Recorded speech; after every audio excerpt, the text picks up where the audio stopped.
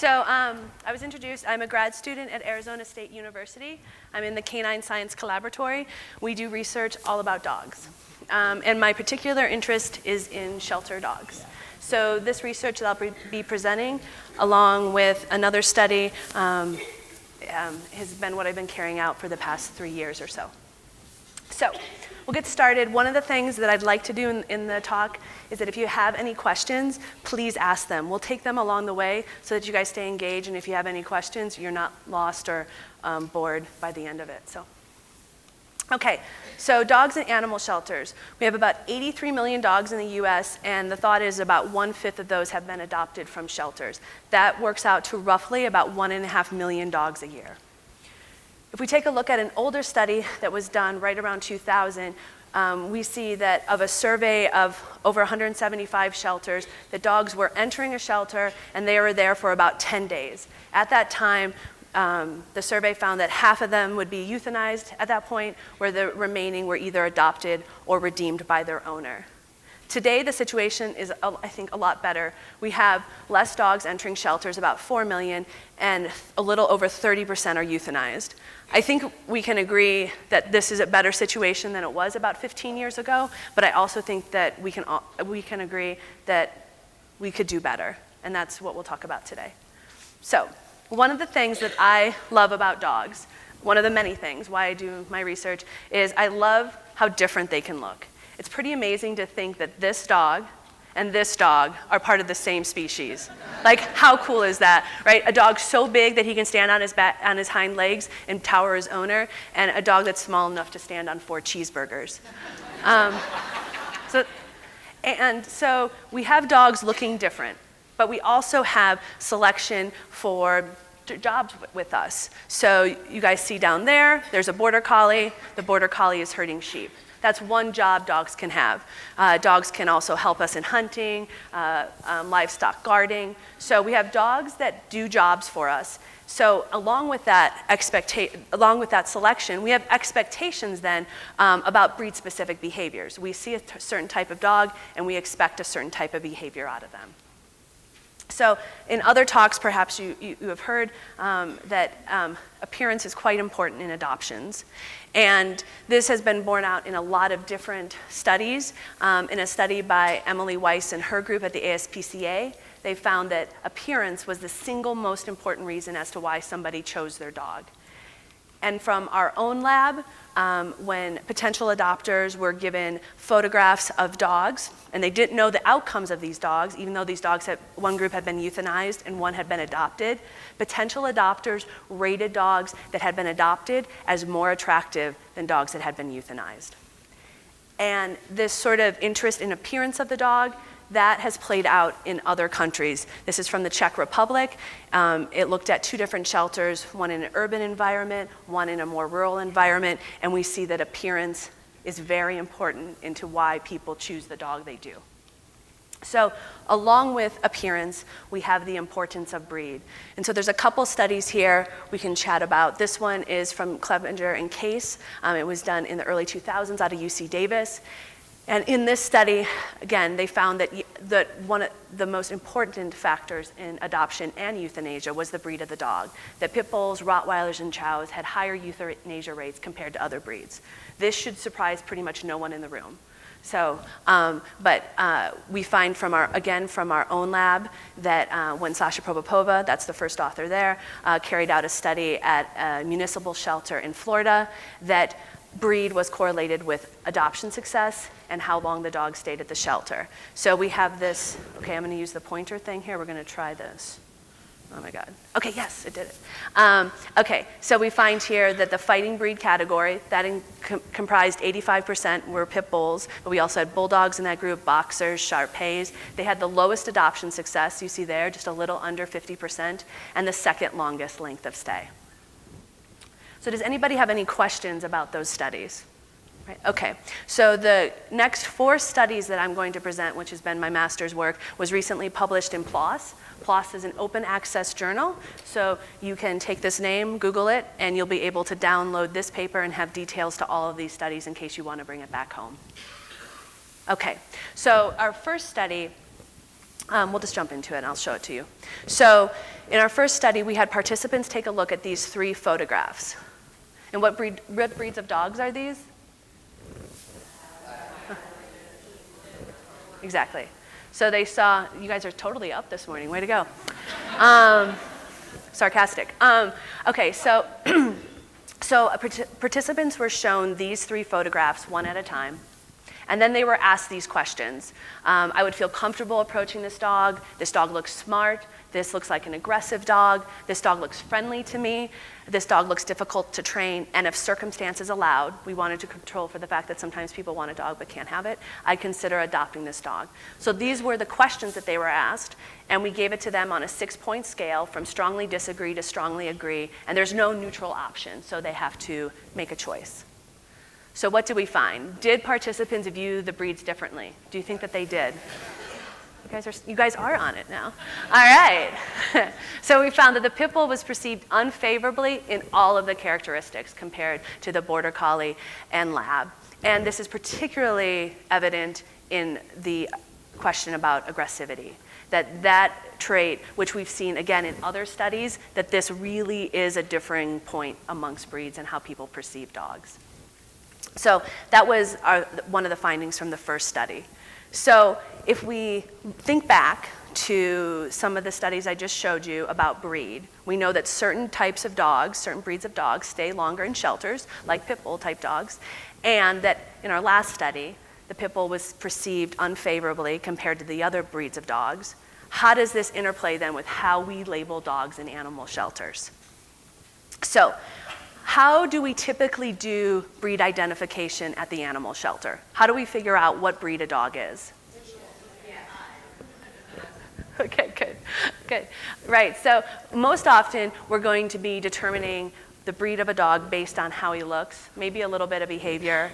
Now, if a dog comes in from an owner and they said, I know this dog is a this and this because, the dog jumped the fence, et cetera, fill in the blank. They know the breeds of the dogs, but most often, and most dogs in shelters are strays, so we don't know what they are. So what isn't really used is DNA analysis. And DNA analysis is not used for a variety of reasons. It could be too expensive. We couldn't certainly do it, for all of the dogs, and it takes time.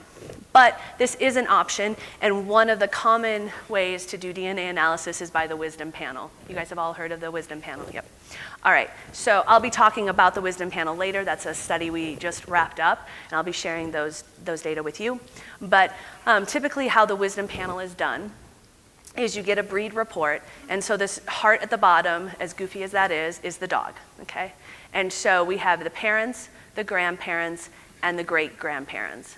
So we have 8 great-grandparent relatives at the top. And you guys can see here that we have, the dog is 1/4 Beagle, 1/4 Cocker Spaniel, and 1/4 Labrador Retriever. The last one, mixed breed, just means that there was no breed signature detectable at least that far back, the 3rd generation. Does that make sense to everybody? So if we're talking about a dog that's 1/4 Beagle, 1/4 Cocker, 1/4 Lab, I want you guys to tell me, what does this dog look like? No, come on, you have to play the game. So let's see, how big is the dog? Is the dog under 50 pounds? Under 40 pounds? Under 30? Okay, so we got somewhere between 30 and 40. What color is the dog? Black. Oh, you guys are so sure of yourselves. Okay, black. And what about the coat? Okay, so this is the dog.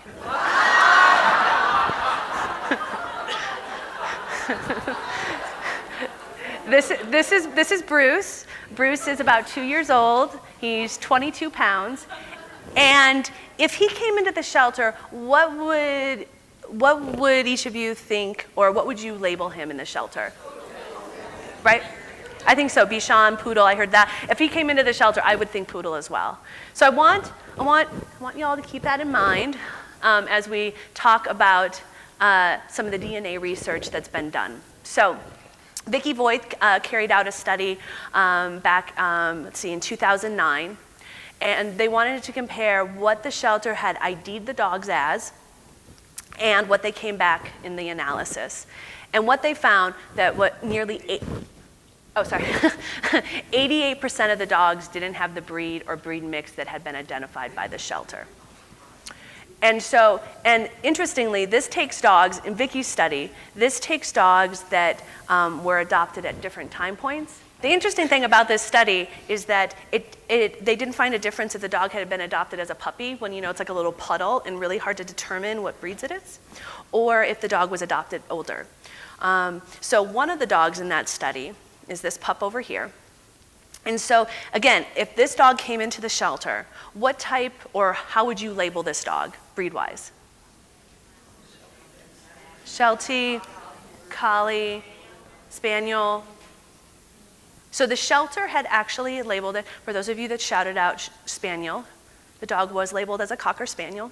It was 5 years old when it was adopted, and the dog came back as 1/4 Rottweiler, 1/4 Eskimo, 1/4 Golden, so I think I may have heard a Golden or two out here, and the Nova Scotia Duck-Tolling Retriever, which this result here, I think sometimes we see this in the older studies, and that could be a bit of an artifact of the testing at that time.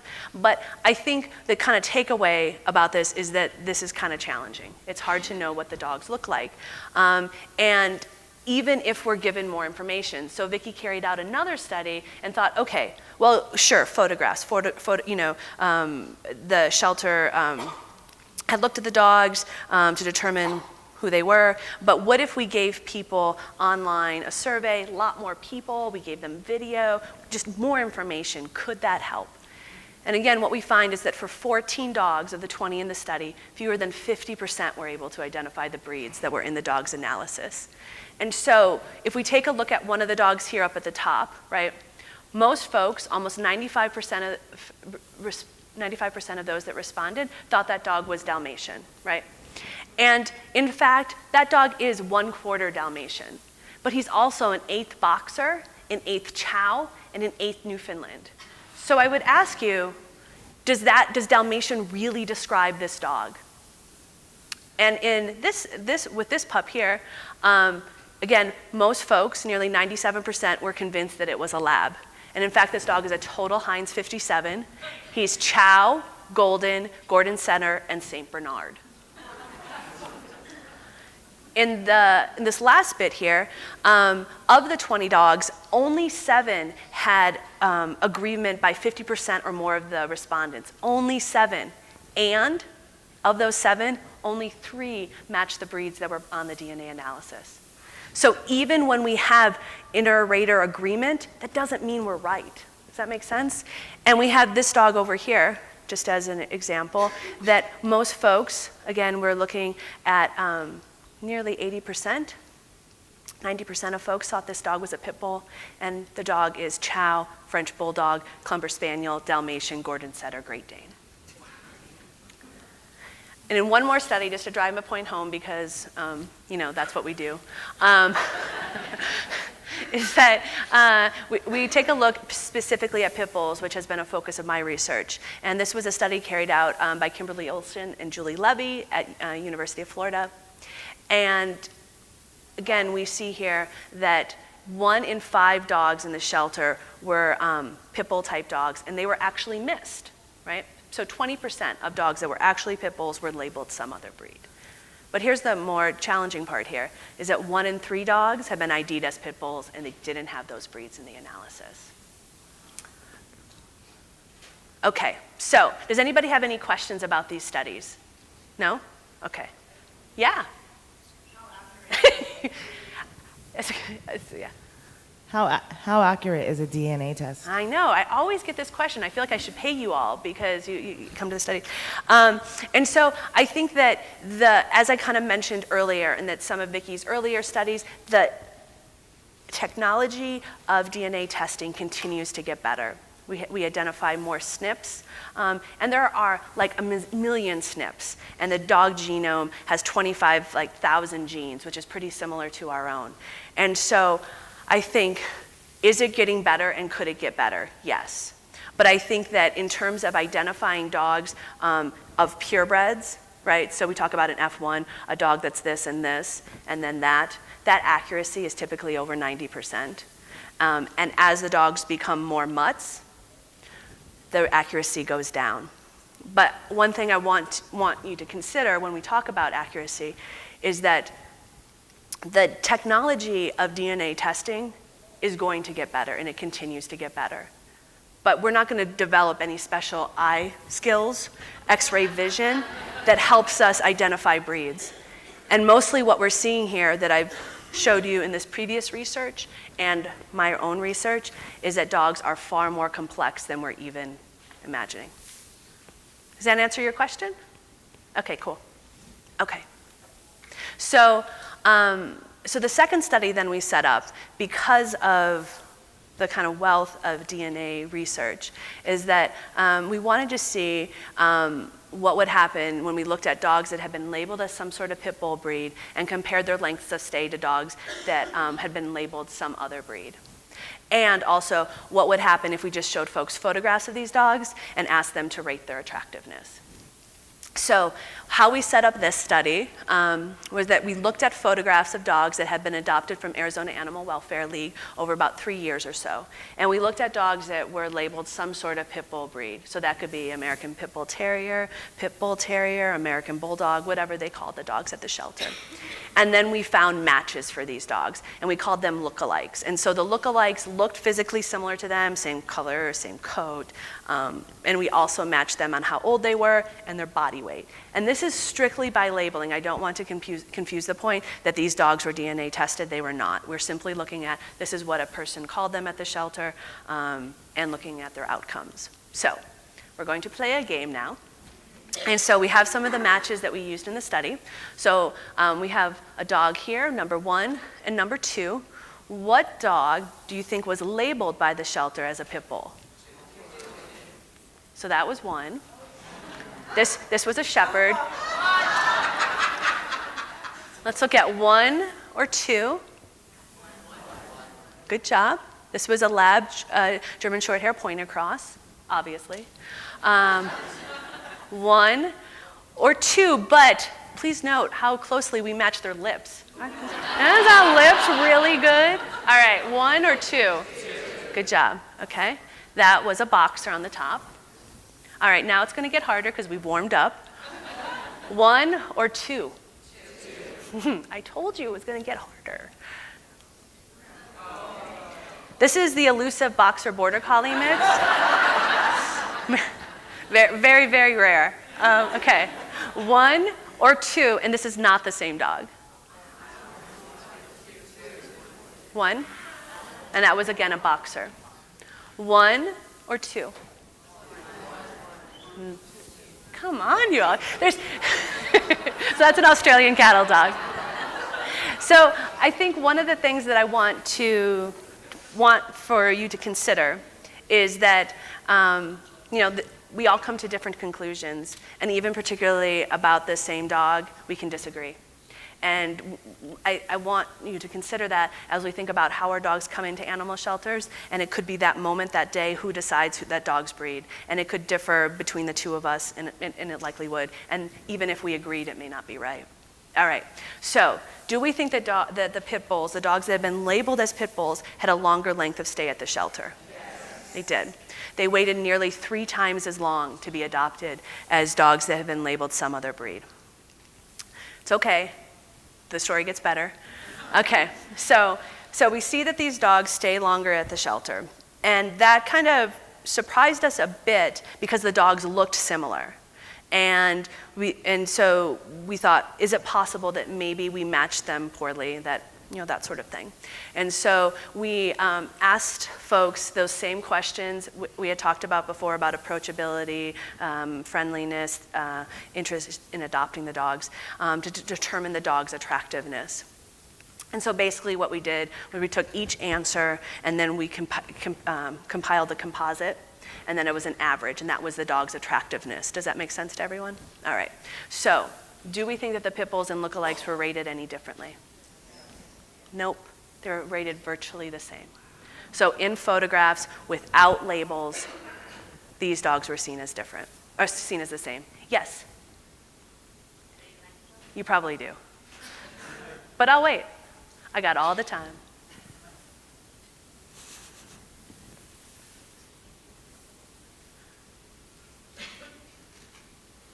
I'm realizing my take questions during the talk thing is a bit of a jerky thing for the volunteers. I'm sorry. Sorry. So did the people who were looking at the pictures, did you tell them if they were labeled as a pit bull or something else ahead of time? Nope. So they just saw the photographs of the dogs, and we just wanted to see what people's perceptions were.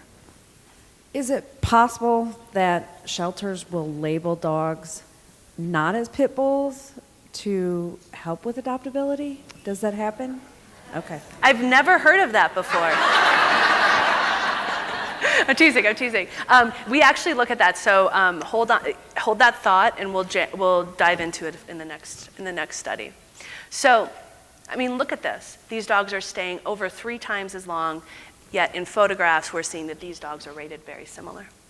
So that kind of really stoked our fire that we were like, okay, let's try to dive into this deeper. Let's try to use a more real life situation.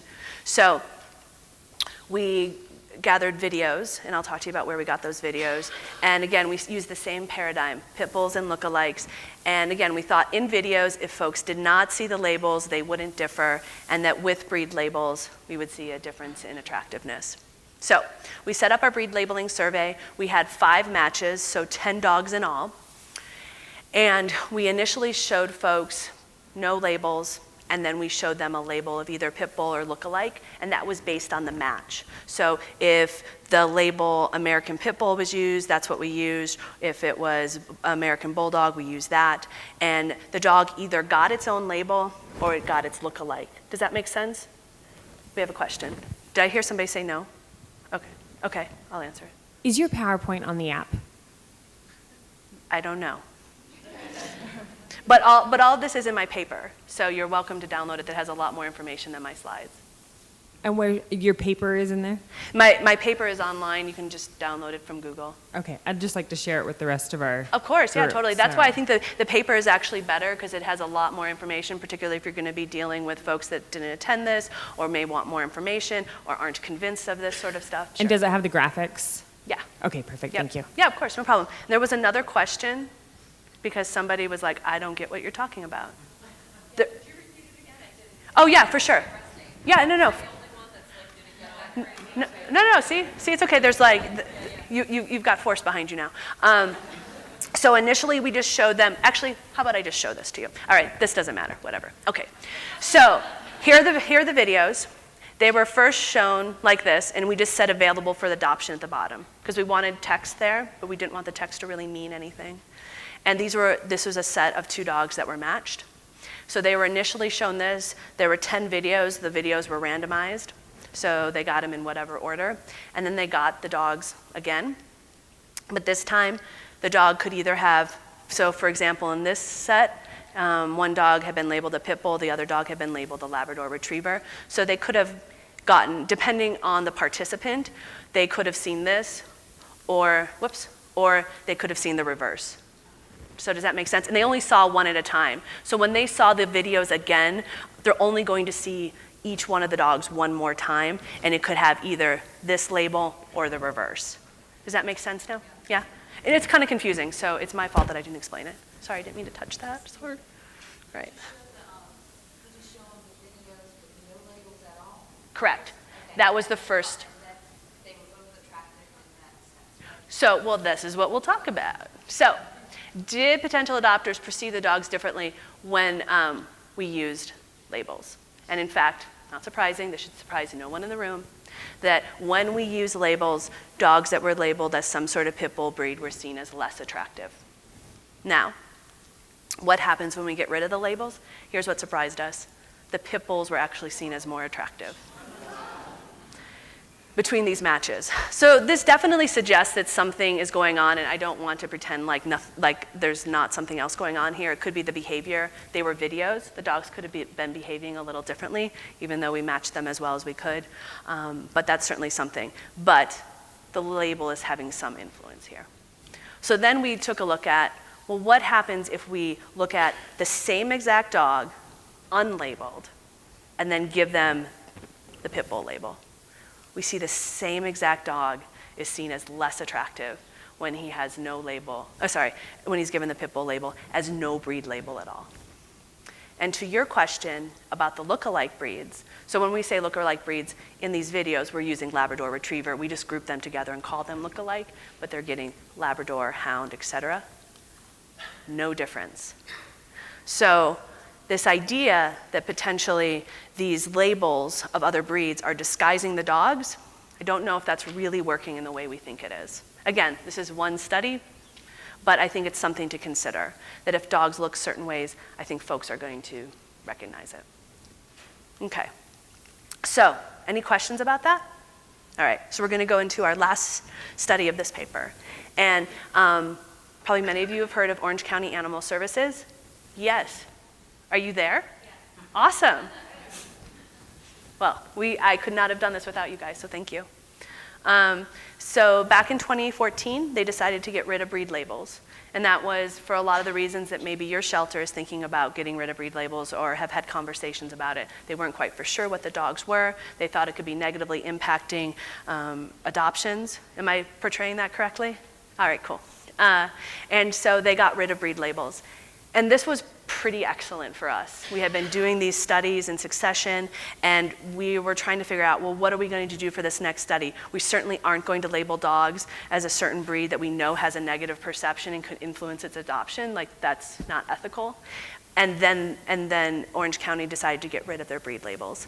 So this gave us really the perfect opportunity to look at their data. So our hypothesis going into it was, okay, getting from what we had seen in the last study, looking at the videos, we thought that when dogs no longer had labels, they'd have reduced length of stay, and they would have more adoptions in the previous year. Okay, so let's see what we found. Did adoptions increase for pit bulls? Yes, by over 72%. And so this is looking at just adoptions. The live exit numbers aren't quite as good because that looks at RTO and transfers and stuff, but if we look straight at adoptions, we see that pit bulls their adoptions increased from the year previous to the year without labels by 72%. And while terriers increased by 25%, so that would be terriers that aren't pit bulls, all other terriers in the terrier group, that increase is not the same for them. That is certainly something that benefits pit bulls. And the pit bulls also saw a 12% reduction in euthanasia. Yes, we have a question. Wait, just wait for the mic. Thank you. I get in trouble. I don't care. I don't want to get in trouble. Coming from an older school shelter, and we've learned so much through this training and this. I can tell you right now, one of the biggest things that will happen in our facility, and that's the reason why I have a question about it, is they're going to ask why we don't have the breed label on there. Sure. What kind of dog is it? Are we trying to be sneaky and not tell them what kind of animal we're getting? Absolutely. And in our area, as with most, almost 50% of our dogs are pits or pit crosses. Sure. So removing the label is great. I would love for us to do that. Sure. My scariness comes in as to what these people are going to say. And then on the flip side of that, what are you going to do when they take that dog home and all their neighbors say you adopted a pit bull? Sure. So yes. I'm just asking a No, question. that's a great question. We're going to dive a bit more into it with Liz, but because that's more of our discussion, how do you implement this? But at least I can address it right now.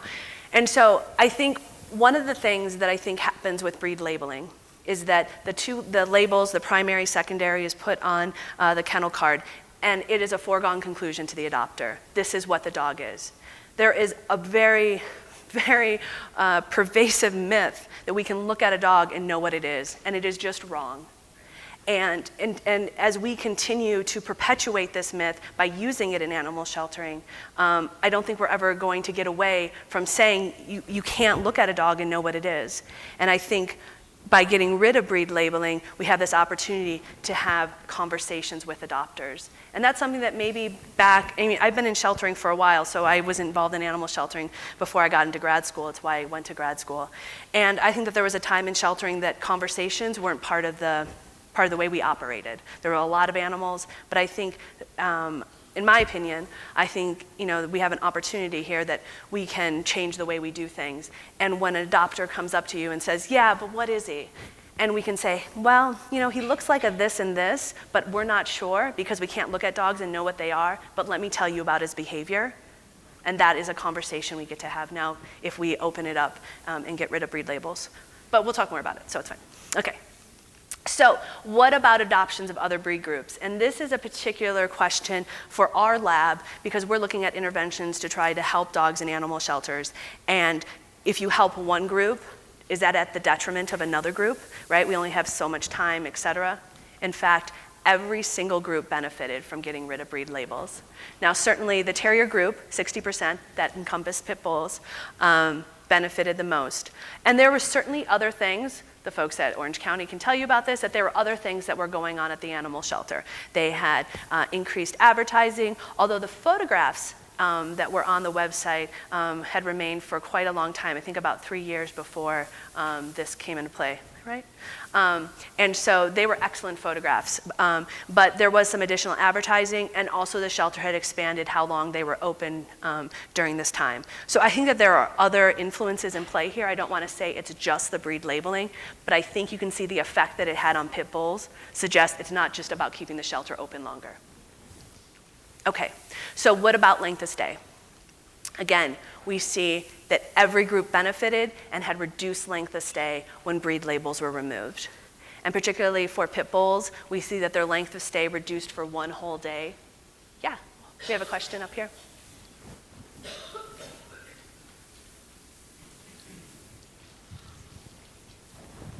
So if you remove the breed labels, who sorted the dogs into these groups? I know, good question. So the shelter was continuing to keep breed labels in their database, and so we sourced their database. We initially used something like 50,000 records, and then reduced that down to 17,000 and some number when we looked at 2013 and 2014. So they were keeping records of the labels, but not using them, and that allowed us to do this grouping. Does that make sense? Cool, that's a great question. Of course, we see here, and I don't want to miss this point, is that pit bulls are still having a long length of stay at the shelter. It's longer than every other group, but we're seeing that it reduced by 1 whole day, which if we think of that in terms of animal care dollars for every dog, that could be pretty powerful. All right, so that's the gist of those 4 studies. Does anybody have any questions before I dig into this DNA work?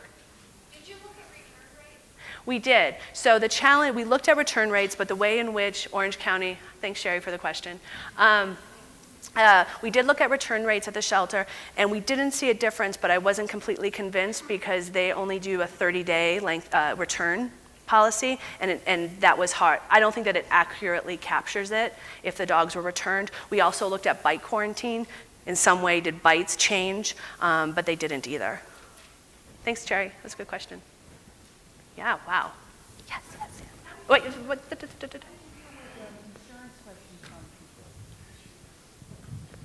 Oh, microphone. How did you deal, or how did they deal with the question of insurance, renters and homeowners insurance in relationship to not being labeled? Yeah, absolutely, and that's a question that I'm going to just ask you to hold that question because we're going to talk about what are the implications of getting rid of breed labels and how we can do it in the shelter. Hey, if I can remind everybody to please wait and speak into the microphone for the questions. Okay. All right. All right. So let's dig into this DNA research then. So when we were carrying out these studies over the past couple years, Mars Wisdom Panel contacted us wanting to carry out a multi-site study looking at shelter dogs, which was pretty exciting for us because, it's dogs in shelters, and we had a lot of questions about who dogs were. And there hasn't been really a large-scale study of dogs in shelters. Julie Levy's study that was recently published in Veterinary Journal, I think they had about 120 dogs, and so we wanted to look at multiple sites and also just get a lot more dogs and see who these dogs are. So some of the questions we had, who are dogs in shelters? Are they mostly mixed breed? How many breeds are actually in a particular dog? What breeds are in shelters?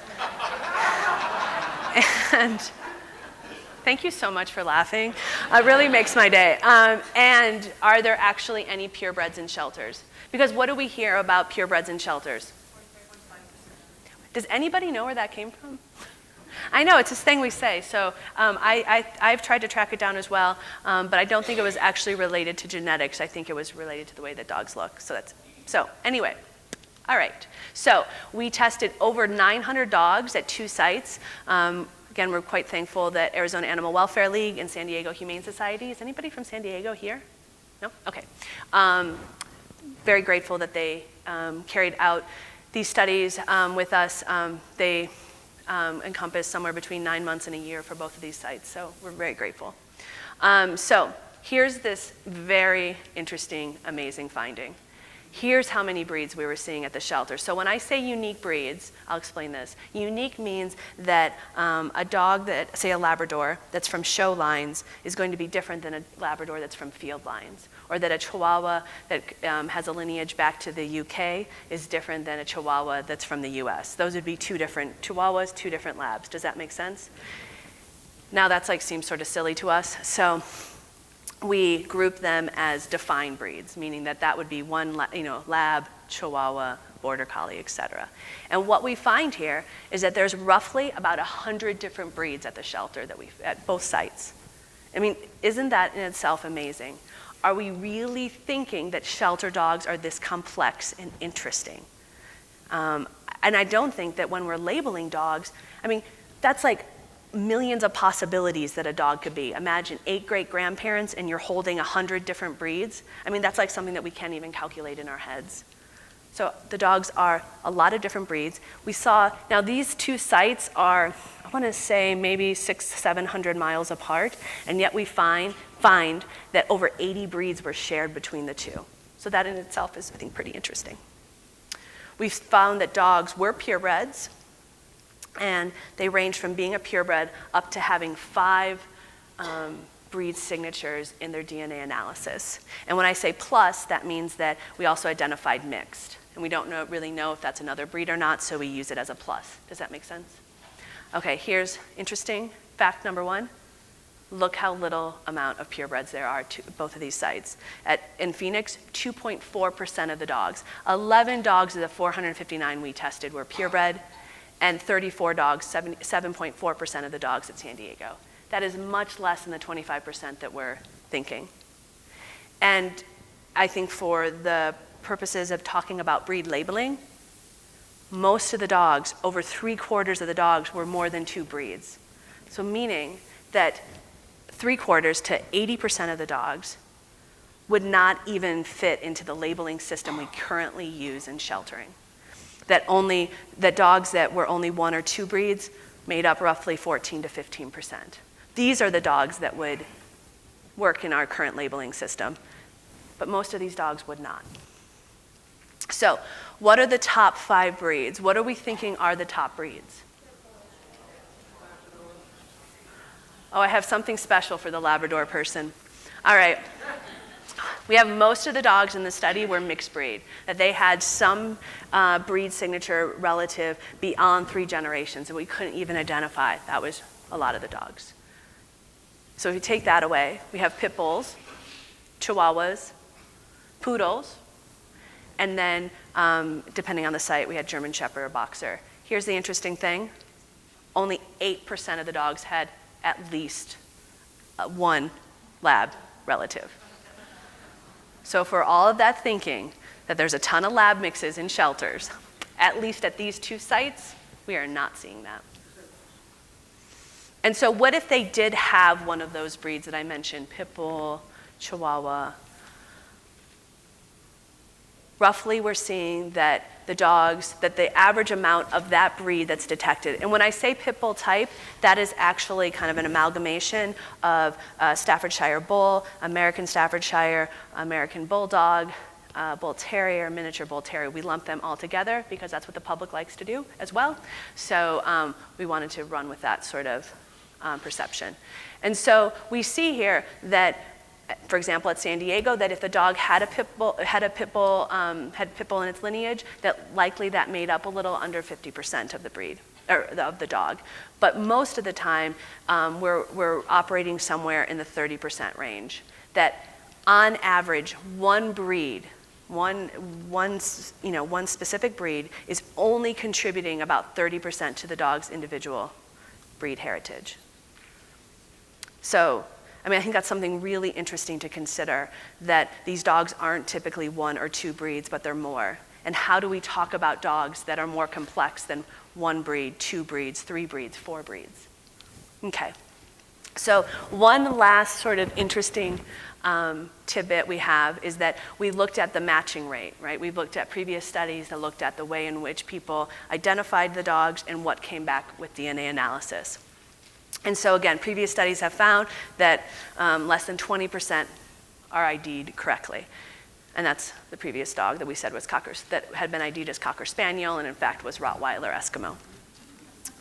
All right, so how did San Diego do on matching? This was something we were really interested in. Did it pan out like other studies?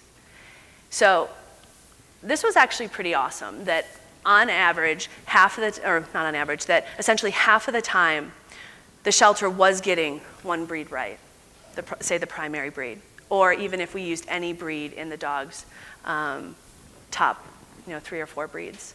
So that's not bad. Half of the time, they're getting 1 breed right. But what happens when we look at complete matches? And so complete matches are, for example, saying a purebred is actually a purebred, right? Not identifying any other breed, or identifying the first 2 breeds. That would be a complete match. Now it's down to 18%. And that of those 65 dogs that were complete matches, only 1/5, so 20% of that 18% was actually somebody identifying 2 breeds. So most of that 18% is just knowing a purebred is a purebred. Okay, is that where I'm at? No? Okay, cool. All right, so what are the takeaways? What are things that I want you to be thinking about and chewing on as you leave this talk? First and foremost, shelter dogs are really interesting, amazing, unique, complex individuals. And I think we really do a disservice saying that they're a lab border collie or a shepherd mix, that they're much more interesting than that. And to me, I think that leaves us a lot of opportunity to describe these dogs in our care. And that certainly, yes, were pit bulls and chihuahuas prominent? Yep, they were, right? And that does match up with what we're seeing in shelters. But they only made up 50% of the sample. So that means that 50% of the dogs had breeds that had nothing to do with pit bull or chihuahua. So this thought that all we have are pit bulls and chihuahuas just isn't right. That at least in these 2 shelters that we sampled, and again, these were limited admission facilities, they could have more purebreds, they could have more pit bulls or chihuahuas. We need to do a lot more studies, but at least with these 2, we're seeing that dogs, again, are pretty interesting and complex. We're seeing very few purebreds, which in my mind, I think that in itself is interesting, because we're not seeing the 25% that we kind of have been told that that's the way it is. But I think it also brings up the question, are breeders really part of the problem that we're seeing in sheltering? That, what is really driving who dogs are, what dogs are coming into sheltering? That it may be a lot more about helping our communities responsibly own their pets and not have accidental litters or unintended litters. And that could we have allies where we haven't looked at allies before? Just want to chew on that. And that, again, most of the dogs in this study had more than 2 breeds, and that 1 breed is only contributing about 1/3 to the dog's heritage. And I really do want to leave you with, should we continue to use visual ID in shelters if we know it could have an adverse effect on length of stay, if a dog gets adopted? Should we continue doing it when we know this work from Scott and Fuller, if you're interested, it's a book, it was published in '65. We've known this for over 50 years, that you can't look at a dog and know what it is. In their study, they looked at genetics and heritability of certain traits. These pups here were part of the study, again, back in the 60s. And we find here that these 2 pups were F1s. And here are their parents, a Cocker Spaniel and a Basenji. Would anybody have thought that there was a Basenji in those 2? I don't think so. And I think we've known this, we continue to do labeling, and I think it really makes us question that breed labeling is really complex, even if you have 2 breeds. But now imagine the dog is 3 breeds or 4 breeds. I think it really makes this idea of being able to do it fairly unattainable. And we know, I don't want to disagree with the fact that, yes, breed differences do exist. There are differences that exist between Border Collies and Pointers and Pyrenees. And yes, we have selected and bred for certain behavioral traits. But we don't know at this point what happens when we get multiple breeds together. The research isn't there. We don't know what happens when you put a Border Collie and a Lab together. It doesn't mean that the dog's going to be good at swimming and herding. That's not how genetics works out. And I think that doing it, piloting it, giving it a try here, that removing labels, it's a low-cost intervention. I mean, think about all the interventions we talk about that take time, take money, take staff power, manpower. This is pretty limited on the grand scheme of things. And yes, it's going to help pit bulls, but it could potentially help potentially all the breeds in your care, not just pit bulls. And we think about the way that we currently present dogs to adopters on websites, right? And they're able to search maybe by size, maybe by breed. But what if we reimagined how we helped people find the dog that they're looking for? That we gave them information that they were actually looking for. Can you hang for a sec until I get to the bottom of the slide? Yeah? Okay, cool. Unless it's super imperative. No? We're solid. All right, cool. So if we gave them actual information that mattered, like the color of their coat, like how long their hair is, how much they weighed, without using the breed labels as shorthand, right? Because that shorthand comes with a heck of a lot of baggage, right? People think golden retriever, they think, oh, that dog's gonna be good with kids. Border Collie, he's going to be wicked smart. And how do those expectations really influence our adoption process?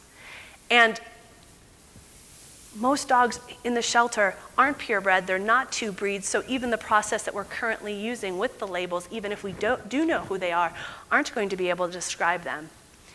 And one of the things that we've looked at in our research are why don't people adopt from the shelter? And one of the things that I think was found from a PetSmart charity study was that people didn't perceive that the dog that they were looking for was at the shelter. But how much are breed labels contributing to people believing that the dog that they're looking for isn't at the shelter? And that if we got rid of breed labels, could it increase the perceived inventory?